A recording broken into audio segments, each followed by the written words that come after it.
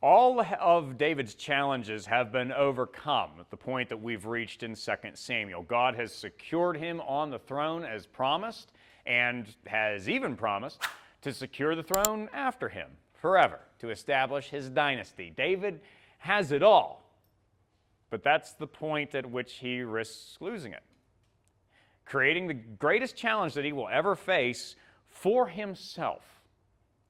But through it, he's going to learn an invaluable lesson and be an example of it to us.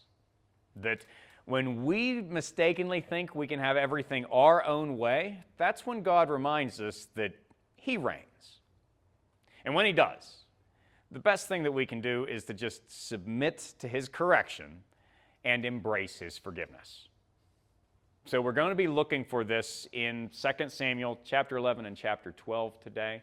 And if you didn't bring a Bible with you, we do have some out on the table that's in the entranceway. So if you need one of those, want to grab one, I recommend that. Even better, of course, is if you did bring your own Bible, and hopefully you have that, and you have the opportunity here to go ahead and open up to 2 Samuel chapter 11. We're going to start just with verse 1. It says that it happened in the spring of the year, at the time when kings go out to battle, that David sent Joab and his servants with him and all Israel, and they destroyed the people of Ammon and besieged Rabbah. But David remained at Jerusalem. Then it happened one evening that David arose from his bed and walked on the roof of the king's house, and from the roof he saw a woman bathing, and the woman was very beautiful to behold. So David sent and inquired about the woman. And someone said, "Is this not Bathsheba, the daughter of Eliam, the wife of Uriah the Hittite?" Then David sent messengers and took her. And she came to him, and he lay with her, for she was cleansed from her impurity. And she returned to her house, and the woman conceived. So she sent and told David, and said, "I'm with child." Now, this starts with the comment that David stayed home when kings go out to war. Some commentators don't really see that as a criticism, and it's really just more of a comment that that was the time of year when kings sent their armies out to fight. There was a season for that in the ancient world. It was not a year-round pursuit. But I'm not so sure. I think that it is suggesting something. Yes, he could have had other things to do. He was the king. I'm sure there was plenty to stay busy with in Jerusalem, but this kind of shows him not doing that. It shows him with too much time on his hands, and that was why he got himself into trouble. And considering that David was a warrior, and now that was what he did to build up his career in the first place, it just kind of feels like he'd been better off to be with his army. So either way, whether the author meant that as an outright criticism or not, this does show him too relaxed. He drops his guard, and that's when the enemy is able to get in. David had been tempted to believe that he'd earned the right to take things easy, to look wherever he wanted, and to take whatever he wanted, because it's good to be the king. But of course, that's not an attitude that's exclusive to kings, is it? God's people, we need to know that we're never beyond failings. I think we do know that. We experience that every day. But we really ought to be thinking about it. And that when we falter, more often than not, it's actually because things are going well.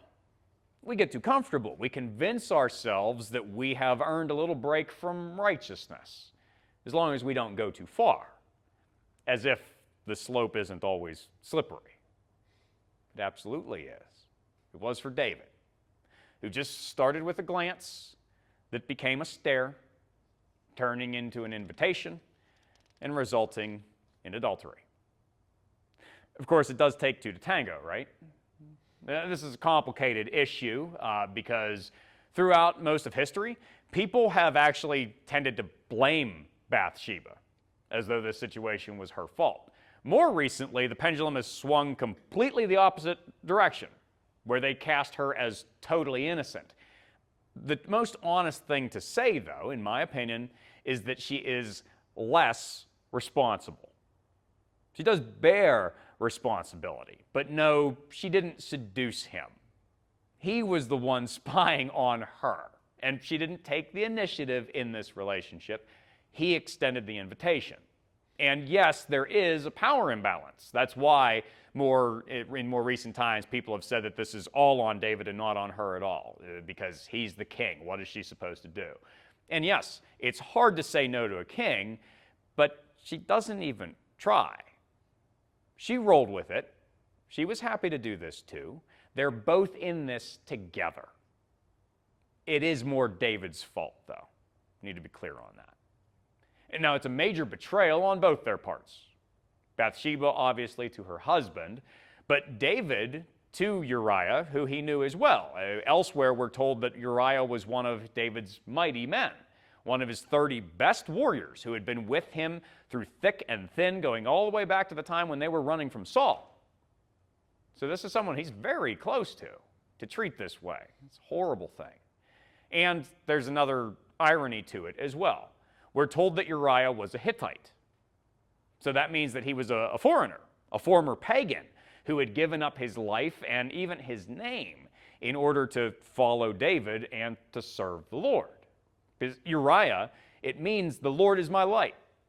That is not a name that he would have been given where he came from. It was the name he chose in order to show his devotion to God.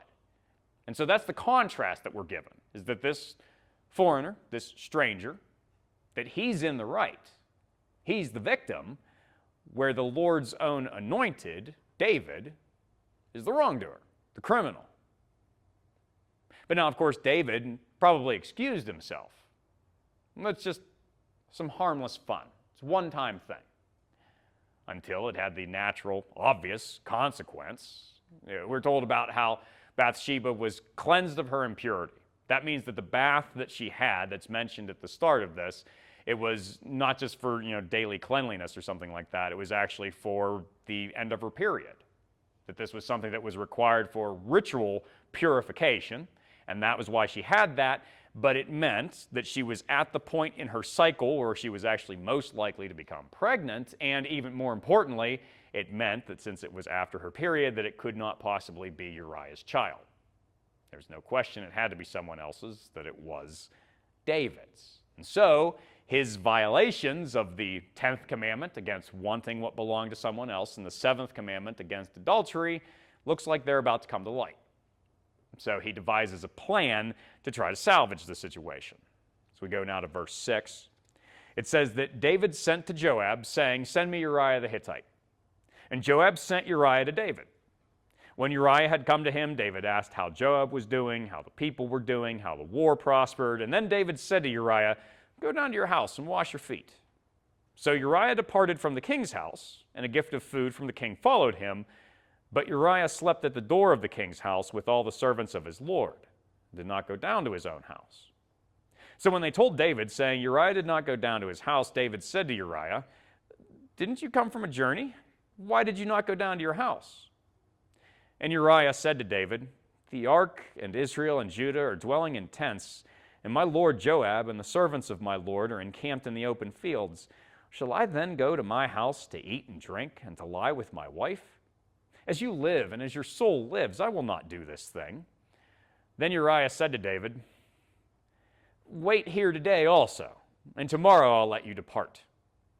So Uriah remained in Jerusalem that day and the next. And now when David called him, he ate and drank before him, and he made him drunk.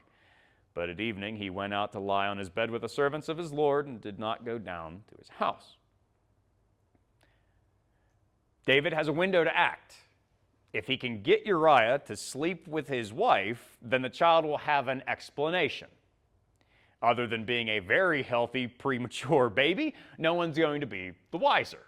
That's the hope. So he sends for Uriah and engages in some really pointless small talk. Uriah did not have to bring those type of messages, so he can encourage him to go home.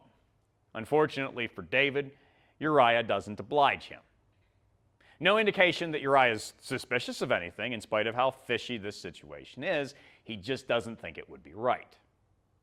For one thing, arguably, it's against the law of Moses. According to Leviticus chapter 15, sexual activity between a husband and wife, it's not sinful. The Bible never anywhere calls it that. But it did result, again, like the period did earlier in the story, in ritual impurity. It made it so that an Israelite who had done this, that they could not engage in the religious practices of the nation until after they had gone through a cleansing ritual, a special bathing. And the reason why that maybe matters here is because there's certain passages that suggest that soldiers on campaign, that was a religious activity because they were supposed to be fighting for God. So maybe that would mean that they were supposed to refrain from being with their wives while a war was going on. That's maybe the idea, and so maybe that's why he's concerned. And that he might, if he went and saw Bathsheba, then he maybe wouldn't have time to do what he was supposed to in order to follow the law. That's possibly why David even gives him additional time. So we'll stay here for a couple days. Stay here for however long it takes. I want this done. That's what he seems to be shooting for. But more than that for Uriah, the problem is that it's unfair. Uriah loved the Lord, and he also loved his brothers in arms. And unlike David, he could not enjoy the comforts of home while he knew that they were in discomfort and danger. So even when David made him get drunk, he refused to go to Bathsheba, leading David to take even more desperate measures.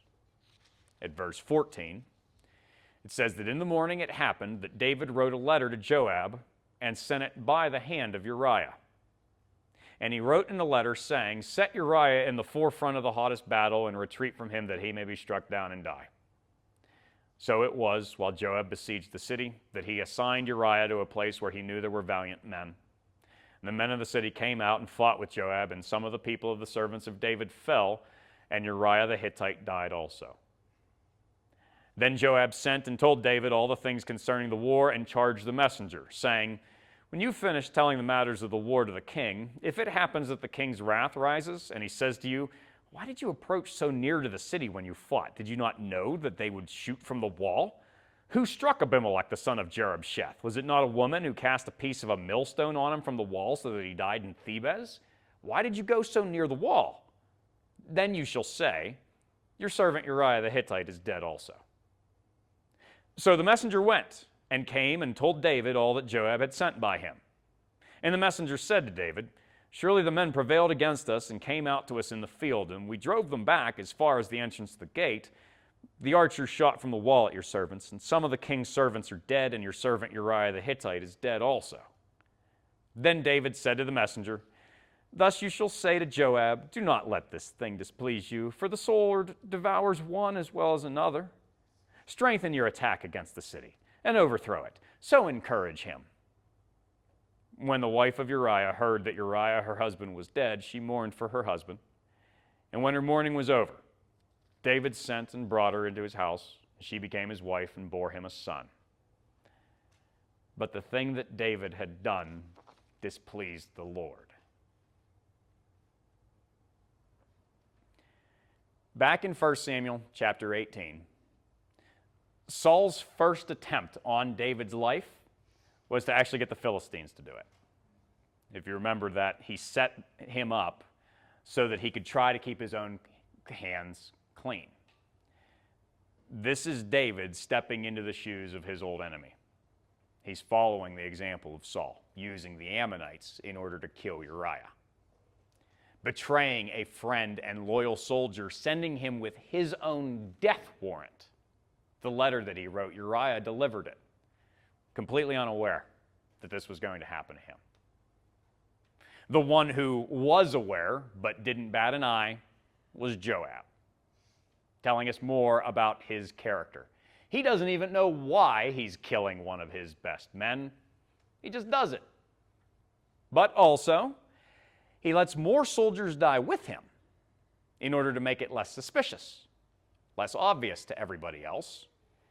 And, sicko that he is, quite frankly, he tells the messenger to let David get angry about how the battle was going, but to save the detail about Uriah until last.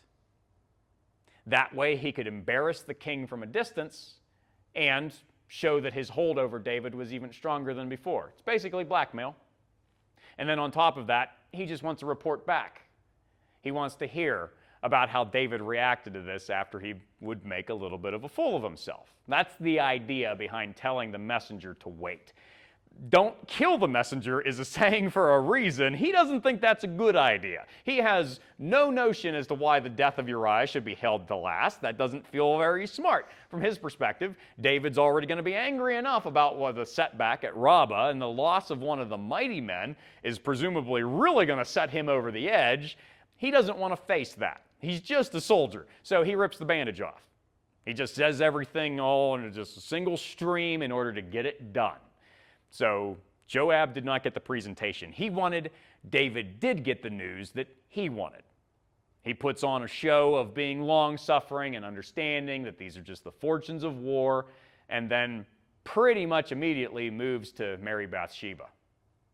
Actually gets some good PR out of that for himself.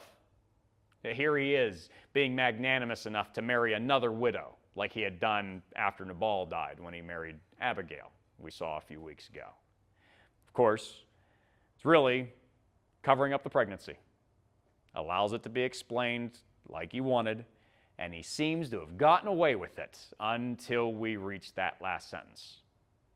The thing that David had done displeased the Lord. In my opinion, that's the most frightening sentence in the Bible. Hairs in the back of my neck always stand up whenever I read that. There's no secret sins from him.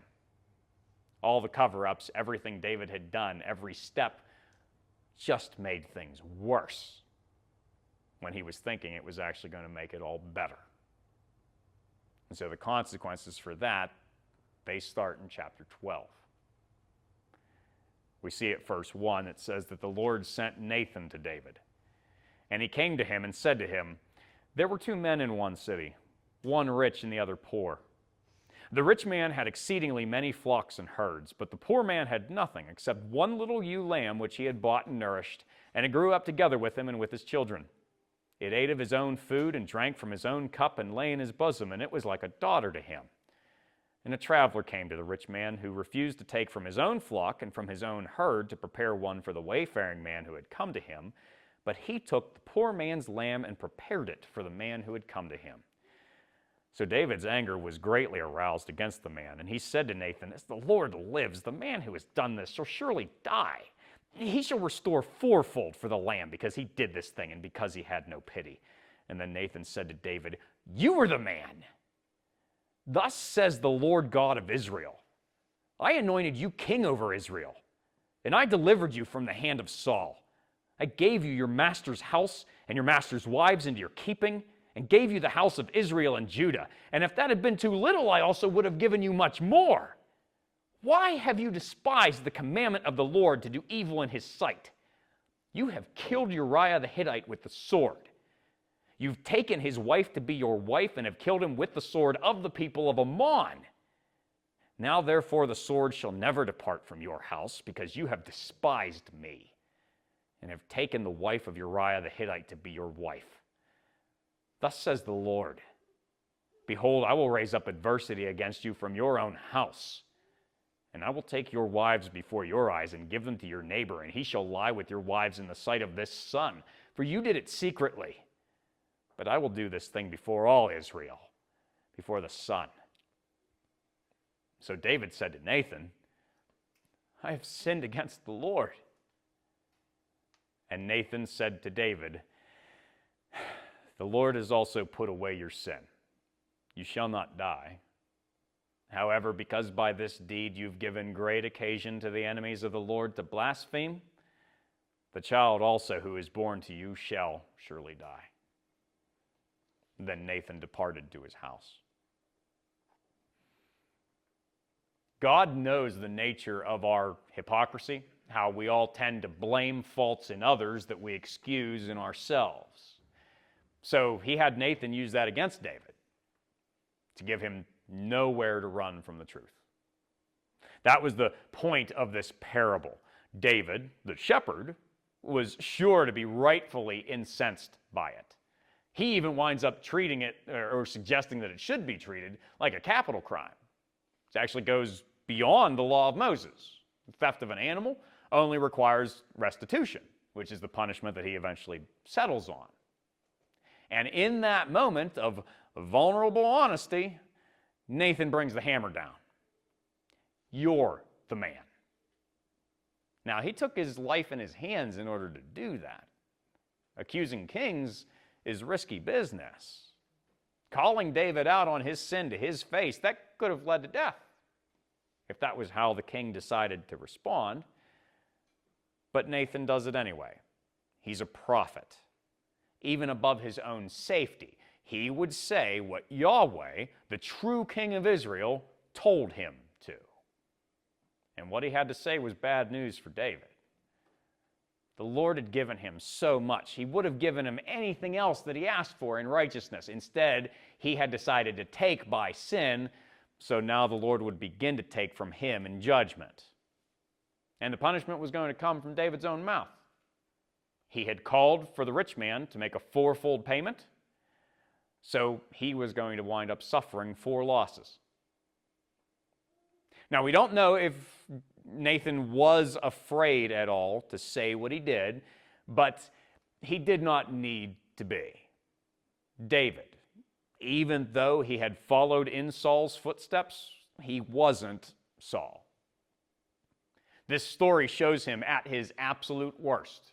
He is a murderer. But it does, in fact, also show him at his best, because he acknowledged his sin and he accepted correction. He repented. He said that he knew that he sinned against God. That's the most important aspect of it. It's what he reflects on as well in Psalm 51 at verse 4. And says, "Against you, you only, have I sinned and done this evil in your sight." And we can look at that and wonder, how can he say so? Others had been involved, others had been harmed. Uriah first and foremost, but there were those other soldiers in that battle too. But what David knew and what we need to know is that the worst thing about any sin is that it is an attack on God's sovereignty and goodness. To go against him is the worst thing that we can do under any circumstances. David knows that. He offers no defiance, no excuses. He just admits it. And for his part, the Lord is not done with David. Death is what he deserves. There's no question. And the law, there's no sacrifice, there is no restitution that David can make in order to fix it. But God, in sovereign mercy, provides atonement himself, puts it away.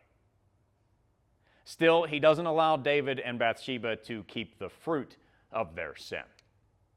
And so this is what we see as the story draws to a close, going back to verse 15. It says that the Lord struck the child that Uriah's wife bore to David, and it became ill. David therefore pleaded with God for the child, and David fasted and went in and lay all night on the ground. So the elders of his house arose and went to him to raise him up from the ground, but he would not, nor did he eat food with them. Then on the 7th day it came to pass that the child died. And the servants of David were afraid to tell him that the child was dead, for they said, "Indeed, while the child was alive, we spoke to him, and he would not heed our voice. How can we tell him that the child's dead? He may do some harm." When David saw that his servants were whispering, David perceived that the child was dead. And therefore David said to his servants, "Is the child dead?" And they said, "He is dead." So David arose from the ground, washed and anointed himself, and changed his clothes.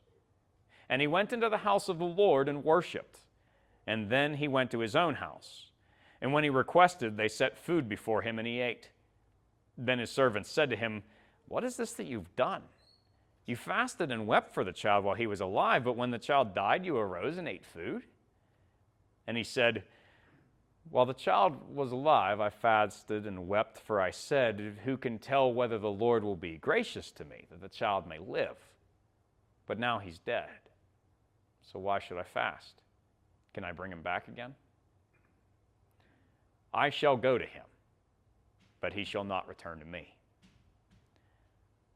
Then David comforted Bathsheba his wife, and went in to her and lay with her.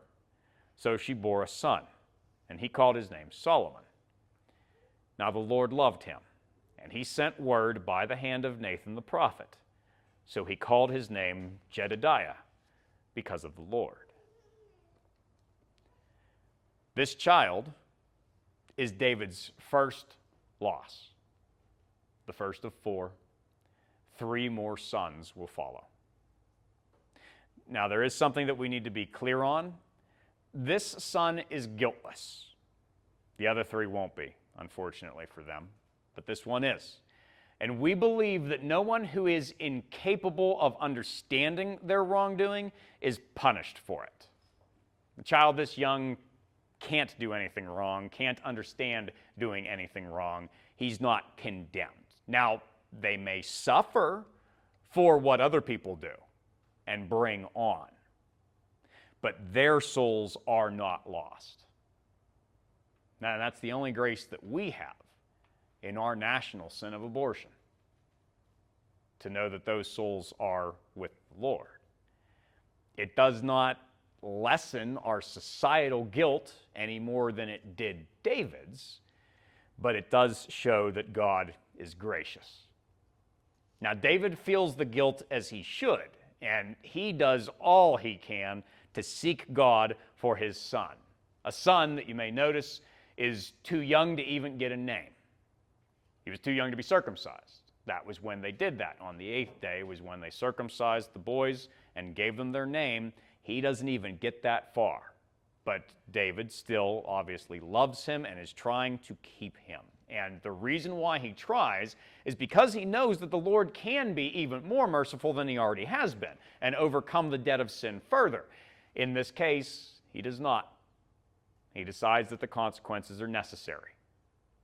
And that ends up leaving David's advisors in terror that he would kill himself, considering the way that he'd been behaving for the previous week, only for them to be shocked to see him go back to business as usual. But this, again, is the depth of David's faith. He did all that he could while there was something to be done. He accepted the result when there wasn't anymore. And it was because he did at least know his son was safe now. And he still believed that the Lord would reunite them when David's time came. That he did still have that hope in God. Now also, as the Lord had promised, that time for David was not yet. And in spite of what had happened and what more would happen, he wanted David to know that in spite of some bad promises now that were his, he hadn't lost his good promises. That's why he gives them another son and gives that son a name. And we know him as the one that David gave him, Solomon. That's what he's referred to throughout the Bible. But this special revealed name that's only used here is Jedediah, and it means beloved of the Lord. And that makes sense. That's actually the comment that's made about Solomon here, is that God loved him. But there's a little bit more to it than that. It's special not just because it was a name that God gave him, but also because of something that we don't really see because we're not Hebrew speakers, we're English speakers. But actually, the name Jedediah is derived from David. David means beloved. Jedediah means beloved of the Lord. It's just adding the Lord to it, again, in the original language. So it's actually the Lord indicating that this child will be the next David, his next chosen king. He's keeping his word to establish David's dynasty. And is actually doing so through his sin with Bathsheba. Because that is not good, but God can bring good out of everything. That's what his promise is to do. And that's actually not even the most amazing thing. In 1 Chronicles chapter 3, we're told that David actually had 4 surviving sons with Bathsheba, and that one of them was named Nathan. Funnily enough, that they named a child after the prophet who had called them out on their sin. and probably also after David's beloved friend Jonathan. It's probably from there as well. Now, this son of theirs, he never reigned Israel. Solomon did that. But the reason why he matters is because according to the book of Luke in the New Testament, in chapter 3 there, this Nathan was the one through whom Jesus Christ had his physical descent from the royal line. His adoptive father, Joseph, was descended from Solomon. His mother, Mary, was descended from Nathan. So it's not just about the kings of Judah. It's about bringing the Savior into the world, again, as God had promised David. That also comes through Bathsheba, reminding us just how far God's grace goes. Because this story is not about what some people would want to see it as the David as the king and someone that God did so much for that he's getting special treatment, that he's getting away with this. That's not the case. It's ultimately about what David describes in Psalm 51, verses 15 and 16, and says to the Lord, "You do not desire sacrifice, or else I would give it. You do not delight in burnt offering. The sacrifices of God are a broken spirit, a broken and a contrite heart. These, O God, you will not despise." The Lord is merciful to everyone who pursues mercy.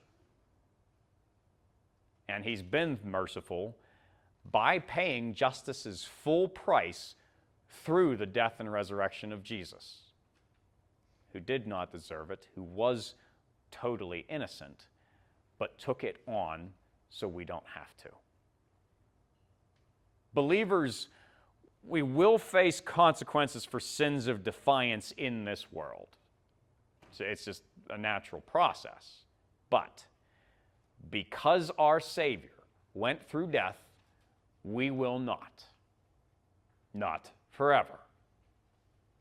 Instead, when our bodies do fail, our souls will go to be with Him.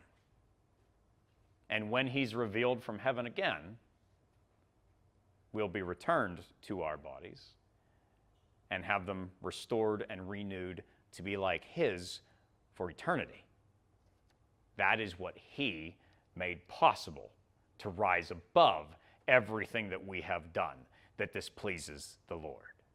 Now, David did not have all the details on that we do, but he did trust the promise that he did know of sin and death being overcome. And that was why he held on to and returned to his salvation. That is what we must still hold on to. If there is anyone who's listening to me, here or elsewhere, who's not a Christian, I want to say once again, don't look down on this as David's special treatment, because it's really not all that unique. It's what's being offered to you right now. Now, I'm not saying you've murdered anyone, or perhaps you have. If some harmless fun, a one-time thing, resulted in the conception of innocent life that you decided to destroy or allowed to be destroyed. Because that is the same thing as what was done to Uriah in the end. But whatever it is, small or great in our eyes, all sin is against the Lord above all. Might as well be against the Lord only. And it all has the same price of eternal separation from light and life and love. The things that you have done have displeased the Lord. You need to experience the fear of that, but then understand that through every twist and turn of history, He was providing the solution for it. And if you will just admit your need and ask forgiveness by having faith in Jesus Christ as your Savior and Lord, then it will be yours today. Because it's not about what you do. What you've done only sets you in trouble. But He'll forgive. I hope you can make that choice. If there is anyone here, I'll stand off to the side during communion. If you want to make that decision with us, you can do that. Wherever you are, don't continue trying to hide things that you are not going to be able to. God knows. Now, Christians, rest in your salvation, but don't relax in your calling. Like I said, we do all continue to make mistakes, but we should try to understand that that's what tends to open the door to sin, and it costs you opportunities. It costs you the opportunities to glorify God and to share Him with others. Every time we do that, that's something that we're losing out on. That's how we should see it. It does not, of course, cost you the promise of what Christ has provided Himself. The salvation that you have, that's on Him. So you can always be assured of that. But there's just other things in this world that we should be trying to do better with His help. So continually acknowledge that you need Him. Turn your eyes, your heart back to Him in gratitude for the sacrifice that only He could provide. And then make use of your opportunities, even the ones that are maybe made available by your failures, and how they show God's grace so that others can discover His mercy as well.